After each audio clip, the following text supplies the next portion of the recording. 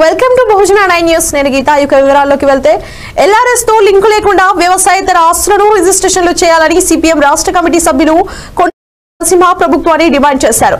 CPM Bhuvanagiri మండలం committee ఆధ్వర్యంలో LRS తో సంబంధం లేకుండా వ్యవసాయేతర ఆస్తులను వెంటనే రిజిస్ట్రేషన్ చేయాలని భువనగిరి మండల తహసీల్దార్ జనార్దన్ రెడ్డికి మెమోరాండం అందజేశారు. ఈ సందర్భంగా నరసింహ పాల్గొని ఆయన మాట్లాడుతూ తెలంగాణ రాష్ట్రంలో వ్యవసాయేతర రిజిస్ట్రేషన్లు గత 3.5 నెలలుగా ఆగిపోయి ఈ నెల 21 నుంచి ప్రారంభమయ్యాయి. పాత పద్ధతిలోనే రిజిస్ట్రేషన్లు జరుగుతాయని రాష్ట్ర ప్రభుత్వం ప్రకటించింది. కానీ ఎల్ఆర్ఎస్ కోసం దరఖాస్తు చేసుకున్న మరియు అనుమతి తీసుకొని లేఅవుట్లు ఆస్తులను రిజిస్ట్రేషన్లు చేయడం లేదు. దీంతో అవసరాలకు అమ్మకాలు కొనుగోలు జరిపే సామాన్య ప్రజలు తీవ్ర ఇబ్బందులకు గురవుతున్నారని, ఇది వారి హక్కులకు భంగం కలిగించడమే తప్ప మరొకటి కాదు. కాబట్టి ఇప్పటికైనా ప్రభుత్వం పునరాలోచించి ఆస్తుల రిజిస్ట్రేషన్ కు ఎల్ఆర్ఎస్ కు లింకు పెట్టకుండా రిజిస్ట్రేషన్ల ప్రక్రియ వెంటనే ప్రారంభించాలని డిమాండ్ చేశారు.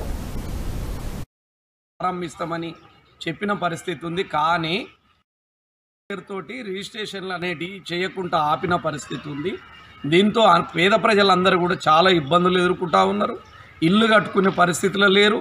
ఏదైనా ఆపతో సాపతో వచ్చినప్పుడు బిడ్డ పెళ్లి చేయడానికి కానీ ఏదైనా అప్పులు చెల్లించడానికి లేదు, అనారోగ్యానికి పెద్ద జబ్బుకు గురై ఉన్న కాస్తో కూస్తో ప్లాటు నమ్ముకొని వాళ్ళు ఏదన్నా ఇబ్బందులు తీర్చుకుందామనంటే ఇలా ఎల్ఆర్ఎస్ పేరుతోటి ప్రభుత్వము రిజిస్ట్రేషన్ల ప్రక్రియ ఆపిన పరిస్థితి ఉంది.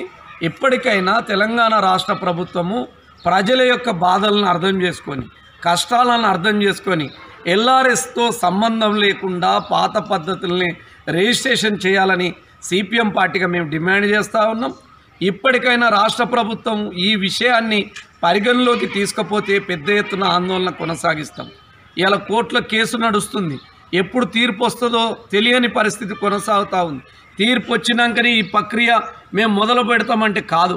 మీరు ఏదైతే 21 తారీఖు నుంచి రిజిస్ట్రేషన్కు అవకాశం ఇచ్చారో ఎల్ఆర్ఎస్ లేకుండా కూడా రాష్ట్ర ప్రభుత్వం ముఖ్యమంత్రి గారు ప్రకటన చేసి రిజిస్ట్రేషన్లను చేయించుకునే విధంగా ఈ ప్రభుత్వం అవకాశం కల్పించాలని సిపిఎంగా మేము